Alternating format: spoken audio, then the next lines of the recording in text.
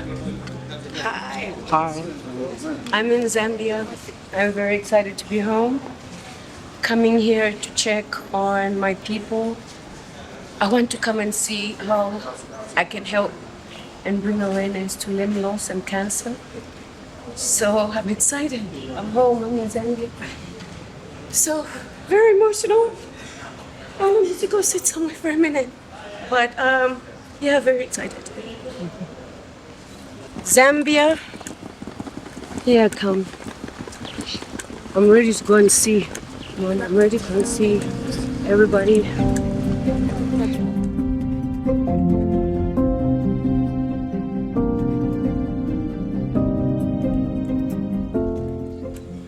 I'm looking for a handsome young man. They call my father. Where are you? I'm excited. Dad, I'm home. I'm home. I'm here. Welcome. That's my beautiful father. I'm home. I'm happy to be home. I see the situation in Zambia. Let's see where we can help. My trip to Zambia, coming here, is literally to come and see the challenges we're having here in terms of limb loss and cancer, because I have been fortunate to be appointed the regional ambassador of the Amputee Coalition in the United States. And when I was given that opportunity, I actually had spoken to the people at the Amputee Coalition and told them that there are a lot of challenges in Africa. And I'm from Zambia, and I will be going there. And then very big support to see the challenges happening in Zambia. Also, I will be coming to visit the UTH, and also time permitted, that I can also just go and see some people that are living with limb loss, see what's going on, what are their daily challenges, what are the things that would make their life easier. You know, it could just be something as little like as a cane, you know, or even just something to be able for them to get from point A to point B without physically hurting their body and having to go on their knees to go somewhere. I will be going to UTH to visit the orthopedic department, and I'll have the pleasure of meeting Dr. Mlenga, who has a similar passion with limb loss. I did have a word with Dr. Mlenga briefly, and they had also mentioned that, you know, wheelchairs are also in great demand. So that was very good. I know that I will learn more when I go there and visit. And then after my visit with Dr. Mlenga, I also do have a meeting with the PS, Permanent Secretary from Ministry of Community Development and Social Services, to shed awareness on what's happening here in Zambia and to see where we can help. Firstly and foremost, I'm excited to help everybody that I'll be able to help, but I'm also excited to be back home. My name is Mwale, born in this beautiful place, Zambia. I was actually born in Kitwe. I won't say the age, but I'm very much over 21. In 2003, after I went to Pittsburgh, I started having a lump on my neck. And when I went to the hospital, they said, no, we had to go and check for what was causing the lump. They did a biopsy, and I remember going into the doctor's office, and they said, it's cancer, and we have to get you into chemo right away. But at that point, I was just like, I was in disbelief. I was in disbelief. I was in disbelief to the point of, we see cancer every day on the news. We see that advert where you just watch and you move it and you skip to the next channel. But to be told that, say you have cancer, you have to have chemotherapy, that's when I now said, wow, I have cancer. I went and told my mom, I said, Mom, I can't do this. But my mom, being a very spiritual person, she says, Jean, God doesn't make mistakes. So I think that really, I want to say that really kind of motivated me to go. I went through the chemo. It was very painful. Very painful. The first 5 days when you see the IV bag hanging and the chemo starts, I said, this is chemo? An IV? I've got this.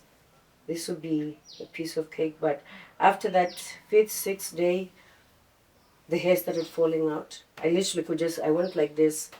And by this time, my mom had flown over and she took a face cloth and damped it with warm water and just wiped the hair off.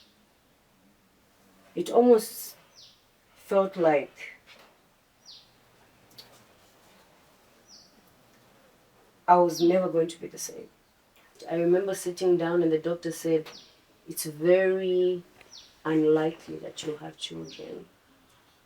So, and I remember that day because, again, my mom, spoke to me and said, you have amazing doctors, but only God can make that decision. And, I kept that in mind. At the time. I'd gone through chemo, so it wasn't one of the things that I had in the forefront. Somebody's telling you, everything's going to be okay. I'm literally just saying, I don't think it will be. But with faith, 7 months later, I started feeling a little bit funny. I went to the hospital, come to find out I was pregnant. First ultrasound. I remember the lady saying, oh my God, what are you going to name them? I said, them? Who's them? Are you sure it's not a tumor, or is this another form of cancer? But yes, I was told you're having twins, and months later, I had twins, a girl and a boy, Naija and Uzo. So after that, in the early days, I sent the twins off to home, where I've come back to. They came here because most of my family was here. My parents were here. So I said, let them go and visit. So while they were here, they were very young. I started feeling sick again. And I went to the doctors and they said, we have to do another bone marrow biopsy to see how your cancer is doing. Come to find out, they said, it's cancer. I said, my cancer's back? They said, no, it's a whole new cancer. And I said, I can't handle that. It's different when you go through it the first time, but to go into it a second time, knowing what's going to happen. But with a lot of prayer, I went back in.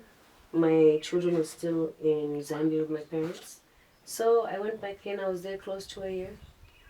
And when I came out of chemo, I said, I need to go to Zambia and see my children.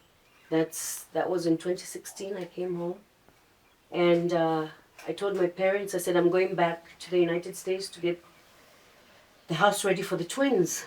And on my way back to Pittsburgh, I stopped off in Boston. This was in 2016. In 2016 is when I was heading back home. Well, heading back from home, should I say. And I stopped off in Boston. That first night, me and my friends went out to eat some sushi. When we got back to her place, my nose just started bleeding uncontrollably. It wasn't, I couldn't pinch my nose or pull my head back like we were told to do. So they rushed me to the hospital, and as they were wheeling me in, I went into a coma. When I woke up from the coma, my fingers were amputated and my toes were gone. It was devastating because I just came from home and this was just a stopover. I stayed there for about 2 weeks. Then I was airflown to Pittsburgh where my doctors were. And in that first 24 hours, they said, Miss Mwale, yes, they cut your toes, but we have to continue with the amputation, otherwise you'll die. within a week. You have to start from your roots. And I'm a very big believer.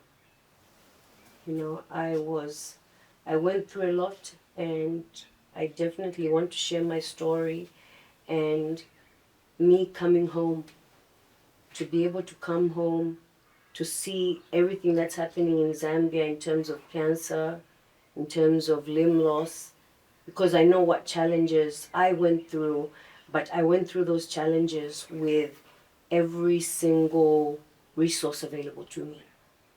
So as a Zambian, for me to just really embrace this miracle, I had to come home and see where my people are struggling with limb loss and cancer and where I can help.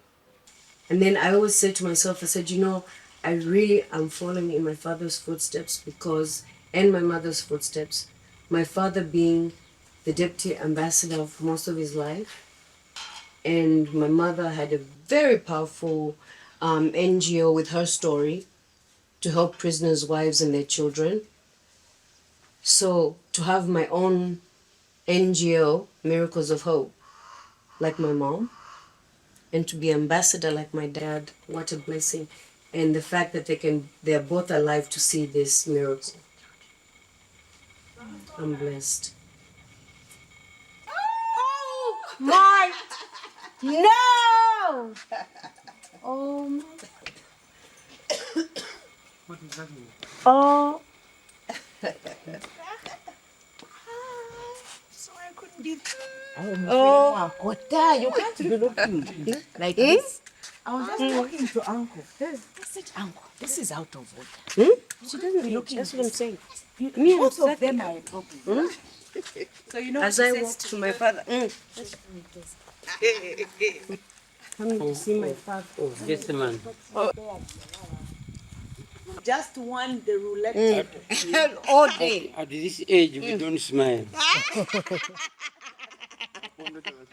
You have to smile.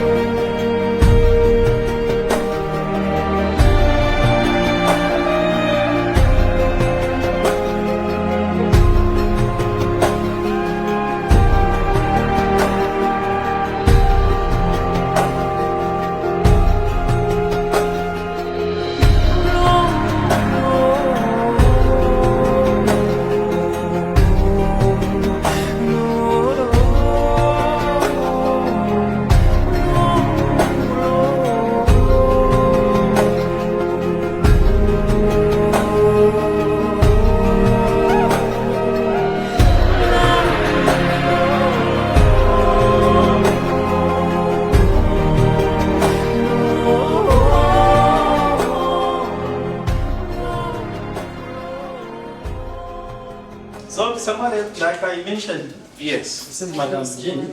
Jean Mwale, that's it. Yeah, Gibson. Jean Mwale. That's it, yes. So she is here to familiarize herself with what we do for her. Is mainly she wants to understand what challenges are we facing, so that in a way that she will be able to actually try to support the improvement. This is someone who's coming back home.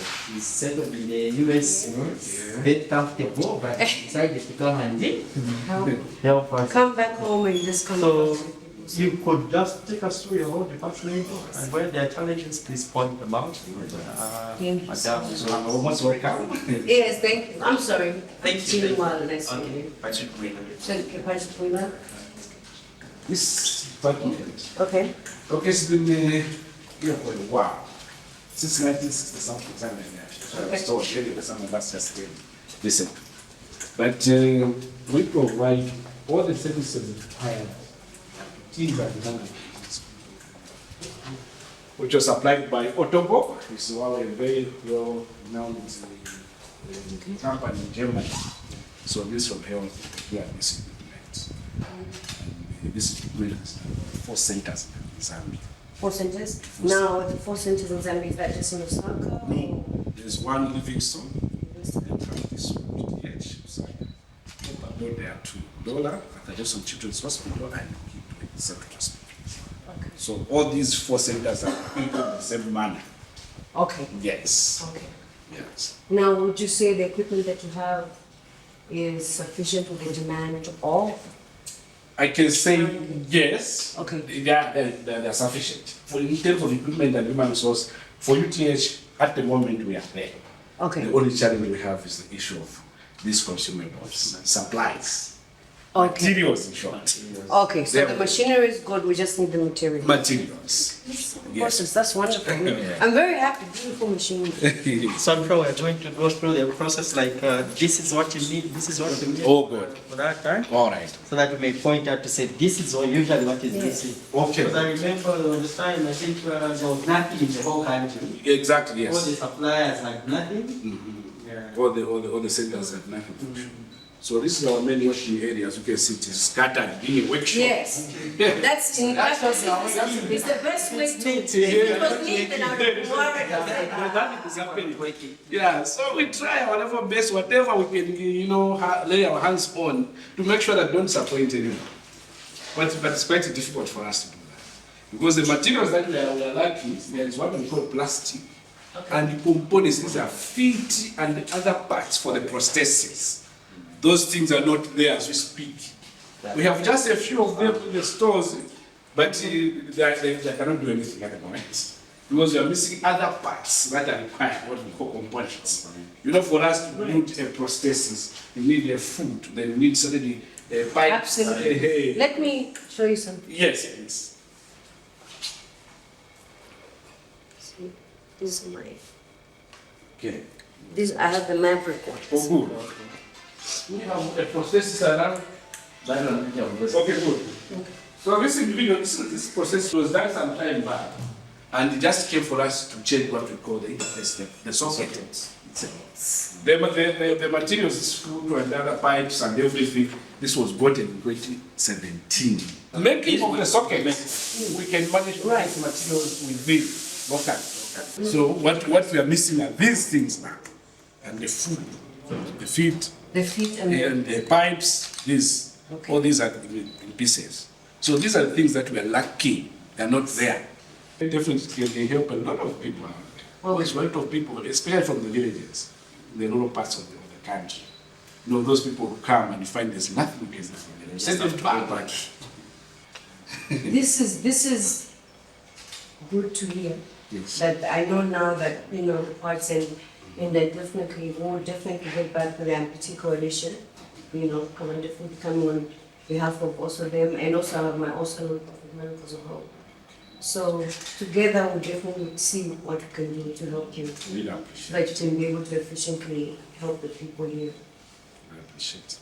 For them to be able to walk and Huh? So that the disability aspect is Yes. moved from people. I'm curious, what's your take on the 3D printing of prosthetics? Well, we've never been introduced to it before.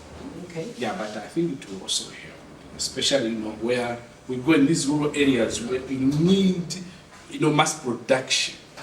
That will Right. help. So if that can also be do some help. Because I had some people here in Lusaka that had a 3D printing machine. So I thought about it and I said, wouldn't that just be amazing as a test run, right?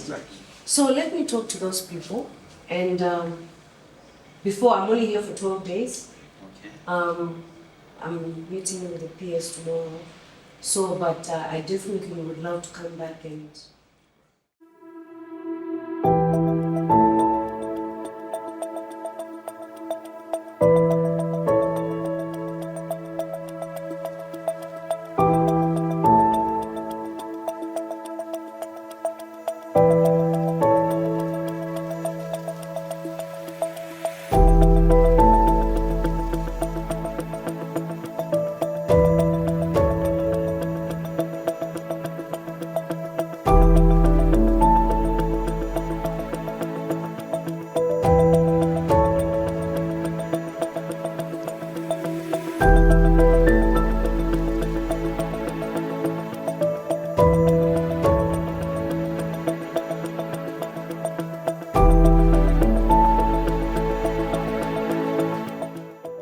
Alright, so my name is James Mlenga. I'm a consultant orthopedic surgeon at the University Teaching Hospital. I've been working in this capacity for the past 7 years now. My other roles that I get involved into, I am the co-founder of an initiative called Kutusa Initiative. Our chairperson is Professor Jackson Chipaila, who's currently now being based in the Copper Belt. The thing about Kutusa Initiative is that this is an initiative we brought up as a way of giving back to the community where we come from. So what it is that we go to the district hospitals where there is no specialist care, and in that way we're able to go there as specialists and provide the care that patients need in all the different specialties that you get to find. So we do not just provide the care when we go there, but we also help to provide the skill and pass on the skill to the medical practitioners that we find at these district hospitals. So about a couple of weeks back, one of my patients reached out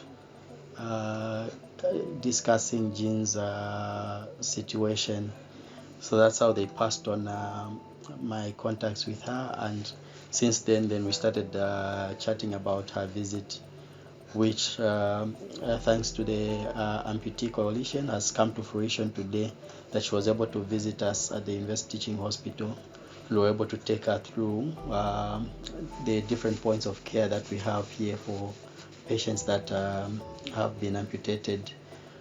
In the visit, we've covered mostly the orthopedic workshop, which has been our link from the Kutusa Initiative, that when we get patients who have amputations, then we'd link them up to our orthopedic workshop and make sure that they get to have the necessary care that is needed for them. Now, when you look at the whole thing of how we run our initiative, you see that definitely you do not have to be a medical personnel for you to be able to do medical things. In whatever capacity that you are, you can help out in that by reaching out in any way of anything that you're able to provide, then we're able to use any form of resource to help give the care to these people that actually need care. Getting back to the initiative, we see that forming partnerships is one way that we can actually provide care to any patients that are out there. And so in this regard, we look forward to working together with Amputee Coalition in whatever way that we shall be able to grow, because we at the center of what we have is the patient. So if whatever it is that they are able to help us with, we shall make do of that and make sure that our patients' care gets to be provided, and it's all for the benefit of the social welfare of our patients. Thank you very much.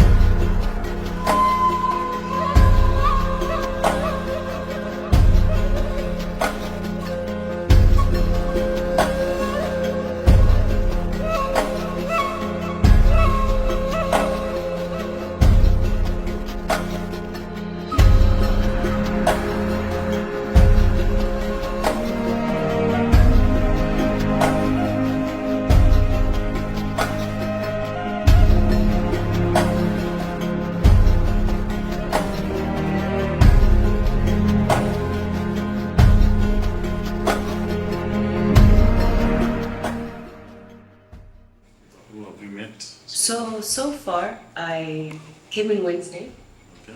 and yesterday we went to UTH, and I had the pleasure of going around to see how the prosthetics are made and which components that they lack at the moment.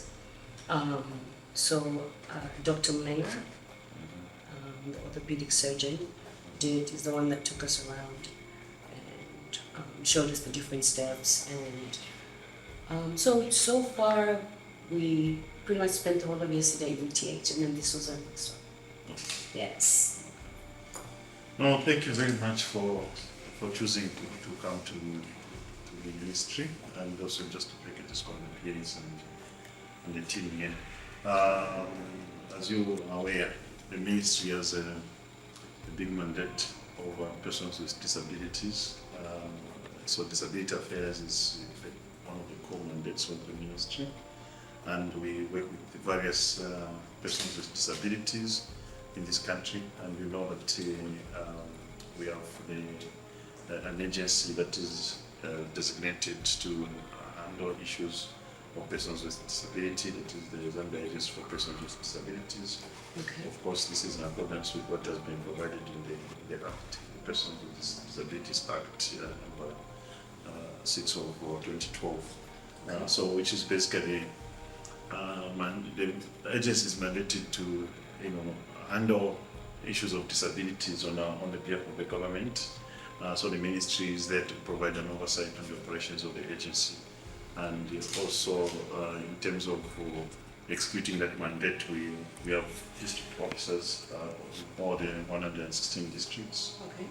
Under the Department of Social Welfare, and also of course under the Department of Community Development. But this particular mandate sits with the Department of Social Welfare. So we try to carry that mandate, through our district social welfare officers in those 116 districts throughout Zambia.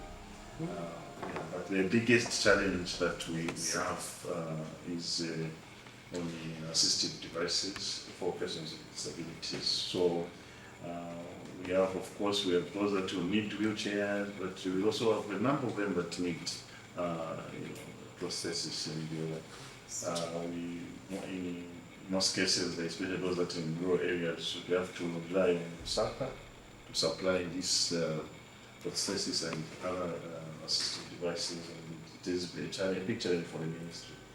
We have physically, challenged ones, and also, just different types of disabilities. So it demands from empowerment to assistive devices to hospital bills. So it's Right, it's a lot, and It's a lot. it's just as you were talking, because when I went there yesterday, going through each department, I had the pleasure actually when I went to where they actually make the prosthetics, and with prosthetics there's like the wire, the rod, those are the parts that they say that they're lacking right now. Now with those machines, I said, so what challenges are you having? You are the people that are making this right now. They said the challenges that we're having is we have these machines, but we don't have the supplies, the materials to actually make the prosthetics. Because even, it's like they'll have a demand of so much, but they can only help so few, and it's painful. Yeah. It's painful because even when I talked to them, I said, now in terms of like one of the big things is phantom pains that an amputee goes through, because that's so extremely painful. At the ball point of it all, it's the financial part of it. Yes. Now, is there currently something in place for those that don't have like insurance or? Well, the ministry runs its flagship program, social protection program called social cash transfer. And so we have people that are on benefits, like people that receive cash transfers. Okay. We don't pay monthly, but it's paid every 2 months. So we have this program is basically targeting households with persons with disabilities, Okay. households with persons that are aged 65 or above, households with chronically ill palliative care patients, Okay. households with child-headed households, like child-headed households, Okay. then female-headed households. So those 5 categories. And of course, it's a means testing, Right. it's a means tested program. So we also do the cross means test. Then once you qualify, you're part of the social cash transfer program, meaning that you'll be paid every 2 months, you'll be paid something. Okay. For households with persons with disabilities, those amounts are doubled. The amounts are doubled because of the extra cost that is incurred, and by the fact that they have a person with disability. And even you in your work, whatever you source, for instance, it would be good to channel it through the Department of Social Protection, because we have the records of many people that want that. And especially in the villages, where we have the systems. In here, many people might have the opportunity to get one, but in the rural areas, They don't. If we got materials from abroad, who would be able to assist in terms of like shipping them? Is there But yeah, that's a tricky one. I'm just Christina. Yeah, the only thing we can facilitate as government is them entering without tax. That's definitely. Yeah, so we, Okay. through this ministry, we are able to do tax exemption Okay. for organizations that would come and bring such type of thing, like if it is a container, then we can facilitate for it without anything else. What can government do Yes. in terms of the gaps that are there? Okay. Speaking from perspective of policy makers as well as a beneficiary and a consumer, Right. what they're talking about here. Myself, I've been at the short end of this whole process that we're talking about. And it excites me a lot. I think I should mention that from the onset, that it's very exciting that we have here in the country and listening to what it is that we want to do for the country. I always say, I have a principle where I say each one of us should help just 1%. So you can imagine if 30 people have each helped 1%, that's already 30 people that would have been helped. Talking about prosthetics, that is one type of assistive devices that is the most expensive in this country. And it's such a pity that at this juncture in the country, we're having issues with, as you have rightly mentioned, cancer. We have issues of people suffering from diabetes. So amputations are actually on the rise. We have issues with motor traffic accidents and everything. So it's not just an issue of the lower end of the problem. When I think about my colleagues in the community that I've interacted with, people that I've gone to school with, I was lucky that I went to a mining school in Bwansha, Dagama School. At the time, the school had a memorandum of understanding so to speak, with Ron Antelope Hospital. So they would help us with assistive devices, name it all, whatever it is that you needed, they could provide. The challenge began after you left the school. That's when you realize how expensive a wheelchair is, how artificial limbs are. Everybody just got a shock of their lives. You realize to say, even just rubber tips, they're so expensive, which goes back to issues of suitability of the devices themselves. How suitable are rubber tips for somebody, for example, who's in the rural areas? For somebody maybe here with towels and everything, they can last maybe for a month. But somebody who's in the remotest of places, that maybe is just a week. And a week later, they are back on Mr. Mwale's door knocking and asking for more rubber tips. Very loudly at that before. Right. So I do not know the specifics on the budgetary allocations, but I already know that the budgetary allocations towards assistive devices is one of the biggest challenges that we have. But to have ambassadors like yourself, who are not only somebody with an impairment, but somebody who is also a Zambian, understands. When you talk about a Zambian with a disability, you understand what I'm talking about because you've seen life on both sides. Yes. So you come to the conversation with such a resourceful understanding of what we're talking about. So after all is said and done, resources.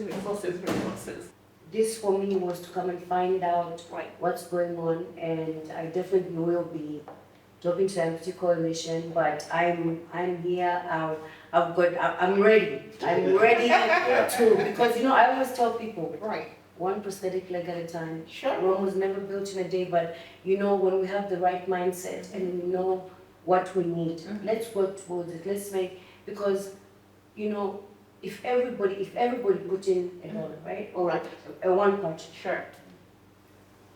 to somebody, we throw away different money. Let's use our hearts in that way. Right. Just care. The challenge, as you mentioned, just these resources where somebody approaches this is social welfare officer in Kaputa, and they need something. But this is social welfare officer hands are tied because they will know where to touch in terms of resources. So that is key. So for me, I see that even if we, for instance, we brought in materials and FTH, let's UTH collaborate with the Department of Social Welfare so that they get recommendations from social welfare. Get clients from social welfare recommended by social welfare. So whoever goes there should have been recommended, assessed to say they cannot manage and they cannot afford, and indeed they need to be assisted. People that are constantly approaching the department for this type of assistance. Otherwise, I was even thinking, I was just asking our comms team that maybe we can give you a platform to go and speak on radio about some of these things. We can arrange for that. I would love that. Or TV. So during this time that you are here, we have from space from radio and TV. So one of the things we're trying to use in terms of raising awareness and sort of, we run a series of programs on different topics that around the ministry's programming. So it ranges from different social protection programs, child protection programs, to disability. So as we were chatting here, I just thought to use an opportunity of you being in the country to just appear on TV on our program under the ministry and just help us because of the self. And and that's why I came. That's why I came, and because I'm Zambian, proud to be a Zambian, and I'm here. I want to help where I can help. I want to put light, and when I go back, home is home. Right. And I always tell people, home is home. Sure. And I wanted to just, as you are discussing, just remember that actually USA is one of our biggest funders of all-weather friends.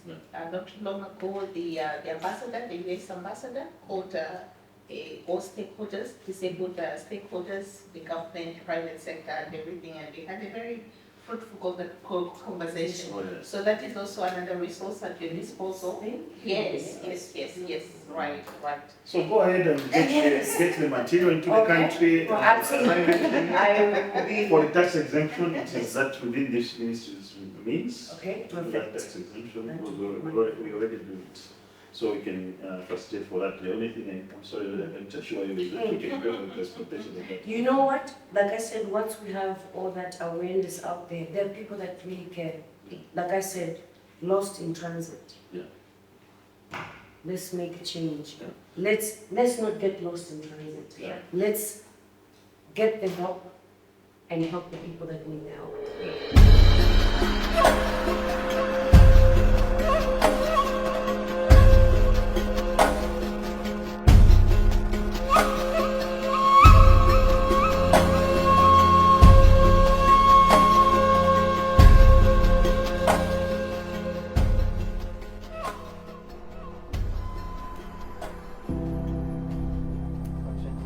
Yes, what an amazing day.